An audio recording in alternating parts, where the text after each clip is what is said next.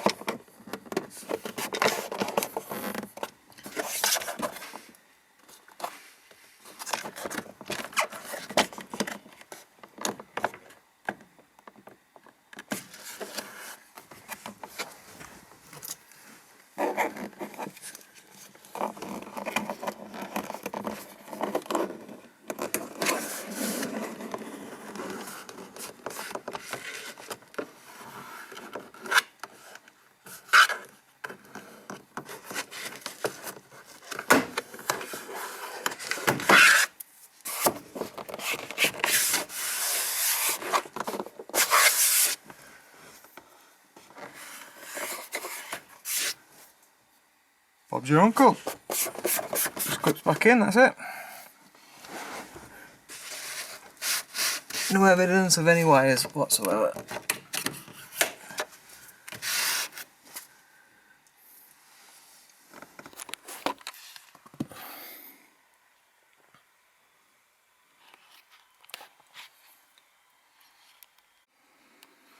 Right, so wired up and running.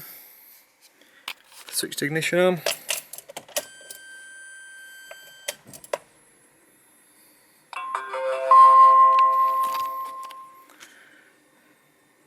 Memory card's not currently in, it's not faulty. I took it inside to put it into the computer, switch it into reverse. When I get the reverse cam, switch it out of reverse. It's working. I've still got to position it. You can rotate the camera so it's level, and I've got it there to switch off after a few seconds as well. I think that'll be better so I can still use the mirror. Still don't know what it's going to be like with this dark. It's a darker mirror, you see it's quite blue. I'll have to use it for a while first before I make judgment on that. I just got to set the position of both cams up, like the rear as well. There, it's turning off. But first, what I'm going to do while I'm at it, I'm going to just wire it in down here so we're not using a cigarette lighter. Because at the moment it's permanently plugged into a cigarette lighter, you can't use a cigarette lighter. What I could do is use one of these, a double adapter. Like that. Plug it into the double adapter.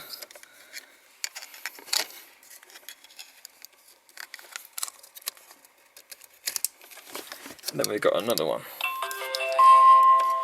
So you've got all these wires all the time, which is a bit of a pain.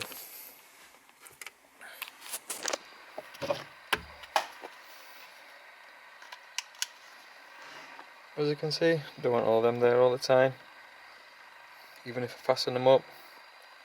So I'm going to wire the camera underneath of this panel, and I'll get on with that now.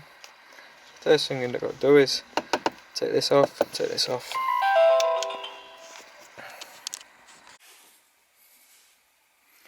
As you can see, we're struggling for light in here. In the garage, it's night time. Well, it's early, but no, actually it's nearly 9 o'clock. It's winter time.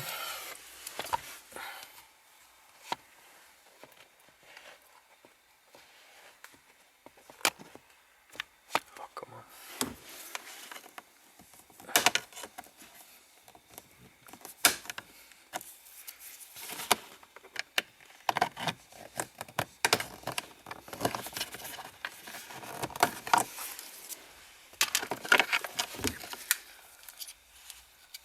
See, this just plugs in, and the reason I bought the size spare connector that I did is because these happen to be spare connectors. Spare connectors there will actually fit into there, so rather than cutting into the wiring harness, I'm just going to wire, just make spare connectors onto that and coming out onto the wiring harness. You'll see what I mean when I make it.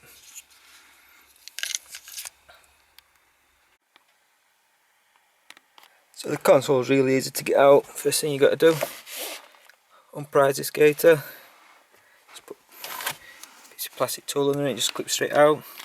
Same with this one. You don't have to take it off, just release it. Then we've got 4 screws. One in the footwell. Same the other side in the passenger footwell. Down there somewhere, there. And then you got 2 at the back as well. You have to move the seat forward. Move the seat forward.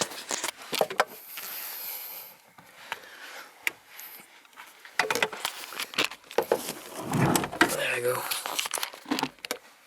Move the seat forward. One there. One the other side. Move the passenger seat forward and take it out. And then that's it. It's just loose.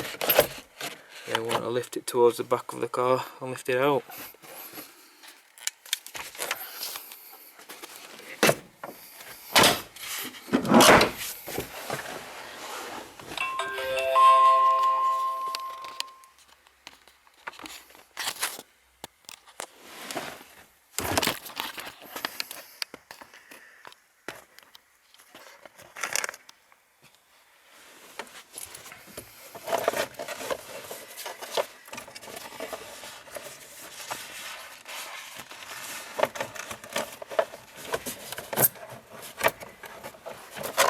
That's the theory.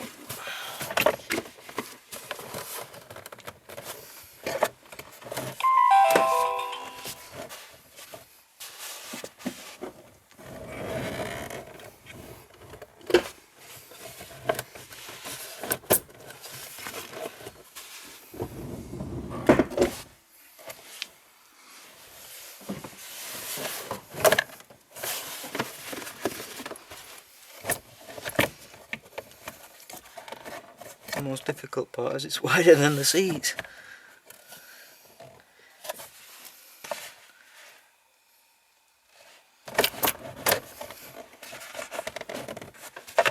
So we just squish the seats.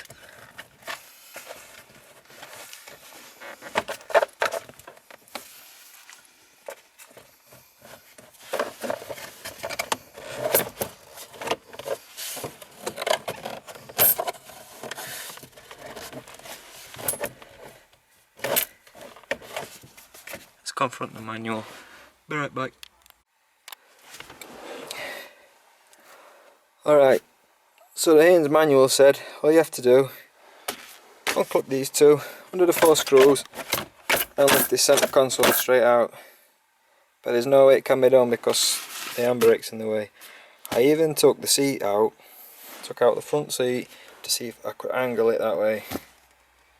So I could angle it into the footwell and then push it forward. But no, even with the front seat out, it needs to come backwards and it just hits. I'm not taking handbrake off to this, but not to worry, I can still do my plan. It just means it's going to be a bit more awkward fitting my hand down there, but I can still do it. Pain in the arse, thanks Haynes manual. yeah, but that's going to be tomorrow now. I've had enough for today. Right, until tomorrow.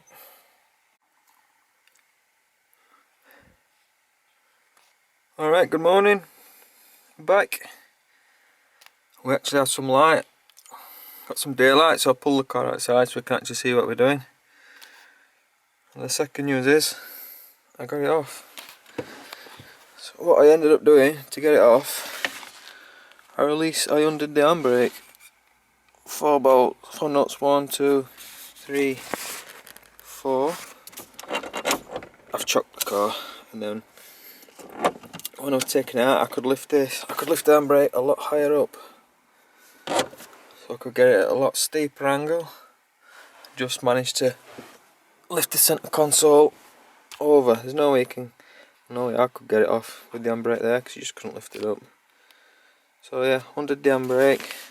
Didn't have to adjust the cable under the cable, just the 4 nuts holding it down, so I can lift it higher up. As you can see, just gives me more room to work with, a lot easier.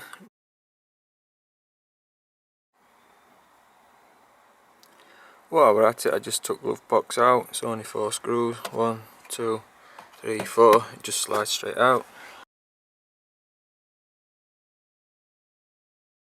And I'm glad I did, just because you can see where my wire is there, we're rubbing on that sharp corner, so I just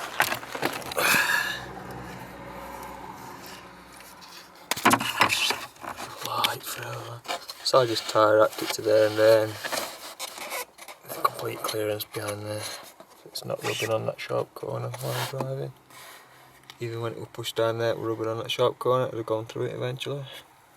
So even if we're pushing it, it don't reach that. And then I'll just run it back down and back under the carpet as usual. Back down there.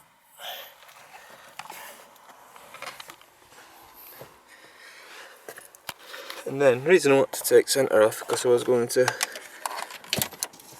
fit this other socket underneath and just fasten it on there.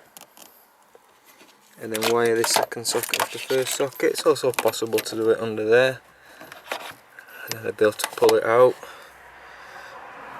a lot easier should I need to, for whatever reason.